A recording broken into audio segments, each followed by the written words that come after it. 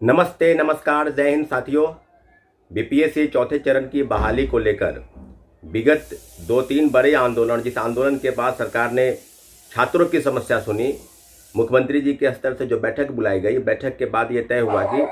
आगामी शिक्षक बहाली के जो चौथे चरण है वो चरण अब समाप्त हो जाएगा। यानी अब टीआरई का जो शब्दावली में है वो उसी चीज़ें समाप्त हो जाएगी। अब शिक्षक बहाली की प्रक्रिया शुरू करने को लेकर यानी आगामी 5 वर्षों में 1 लाख शिक्षकों की बहाली के लिए सरकार ने तत्परता दिखाई है। निश्चित रूप से जो बड़े आंदोलन हुए 20 मई को,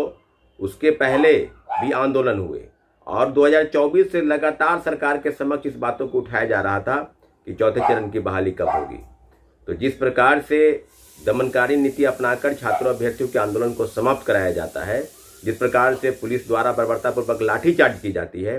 इसके बाबत कल शिक्षक अभ्यर्थियों के साथ एक बैठक बुलाई गई थी और बैठक के बाद शिक्षक अभ्यर्थियों ने तय किया कि जिस 46,000 पद का रोस्टर बीपीएससी के पास भेजा गया है, उसी पद पर उसी तरह से सरकार जो है टीआरई 4 का विज्ञापन जारी करे या आगामी शिक्षक बहाली जो है के जो चरण शुरू होंगे उसमें जो है 46,000 पद की 46,595 पद की बहाली सरकार सुनिश्चित करे। बावजूद इसके जिस प्रकार से मुख्यमंत्री जी का ट्वीट आया था कि 20,000 शिक्षकों की ही बहाली करेंगे और प्रत्येक वर्ष 20,000 शिक्षकों की बहाली करेंगे, तो ये कहीं ना कहीं लाखों शिक्षक अभ्यर्थियों के मन और मस्तिष्क पर एक सवाल पैदा कर रहा है। क्योंकि जिस प्रकार से आपने वादा किया और लगातार आप वादा कर रहे थे, चाहे जेडीयू हो, चाहे बीजेपी हो, चाहे सरकार के बड़े प्रतिनिधि मंडल के जो लोग थे, बड़े नेताओं के ट्वीट आप हैंडल देख लेंगे तो उनका ट्वीट स्पष्ट था कि टीआरई 4 टीआरई 5 दोनों मिलाकर 1,20,000 शिक्षकों की बहाली हम करेंगे। और अभी जिस प्रकार की चीजें हो रही है कि 20,000 मात्र, यानी 1,20,000 की बात कर 20,000 पर चले आए।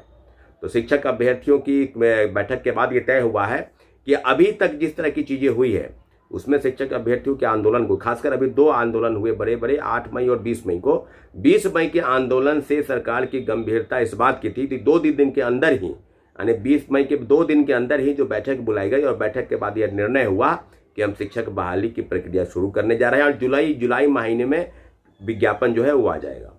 साथियों, शिक्षक अभ्यर्थियों ने तय किया है कि 1 जून के बाद पुनः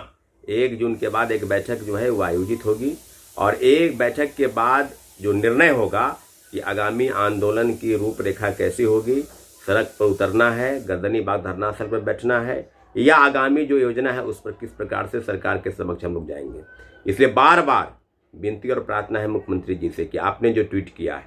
आपकी सरकार और आपकी व्यवस्था ने जिस प्रकार से रोस्टर का काम पूरा करते करते विगत 1.5 वर्षों से लगातार शिक्षक अभ्यर्थियों को आंदोलन में झोंका, तो पूरी तरीके से शिक्षक अभ्यर्थी यही आशा और निवेदन कर रहे हैं कि 46,000 पद की बहाली को लेकर जो प्रतिज्ञा आपने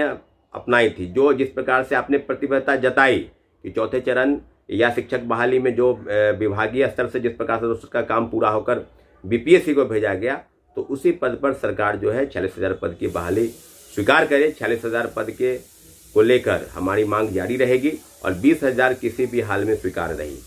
साथियों, पूरी तरीके से शिक्षक अभ्यर्थियों की जो ग्रीवांसेस हैं, जो जिस तरह के प्रोटोकॉल लगाए गए, जिस प्रकार से डिटेंशन की गई, तो पूरी तरीके से के बाद आप समझ लीजिए कि अभ्यर्थियों की मांग को, अभ्यर्थियों के निर्णय पर शिक्षक बहाली के जो चौथे चरण है उस चरण पर इस प्रकार से प्रतिबद्धता जताई जा रही है। और विशेष बिंदु पर इस बात की चर्चा भी है कि प्रीलिम्स और मेंस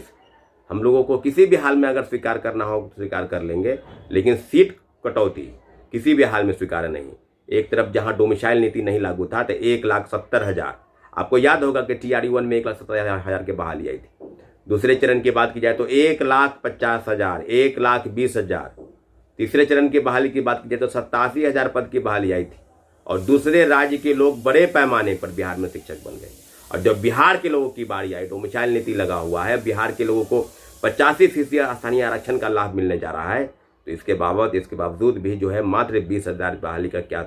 औचित्य है। 20,000 पद की बहाली क्यों दी जा रही है? क्यों न 46,000 पद का जो रोस्टर का काम हुआ उस पद पर बहाली सरकार करे? तो इन सब विषयों को लेकर 1 जून के बाद फिर से पुनः शिक्षक अभ्यर्थी बैठेंगे और उस निर्णय के साथ जाएंगे कि वाकई में शिक्षक अभ्यर्थियों का जिस प्रकार से गला घोटा गया, डोमिसाइल के नाम पर जिस प्रकार की चीज़ें बताई गई, तो अब डोमिसाइल नीति लागू है तो उस डोमिसाइल का क्या करेंगे? झुंझुना बजाएंगे चौथे चरण की बहाली को लेकर। जब जो बहाली ही नहीं आने वाली है तो फिर उस प्रकार का क्या होगा? तो सरकार की मंशा पर दोहरी नीति जो चाल चली गई, उस पर कहीं ना कहीं लाखों अभ्यर्थी निराश हैं। वो आशा करते हैं मुख्यमंत्री जी से कि पुनर्विचार करें कि 40,000 पद की बहाली उनको देनी होगी, और इस मांग को लेकर हम लोग पुनः 1 जून के बाद हम लोग बैठक करेंगे। साथियों, बहुत बहुत धन्यवाद।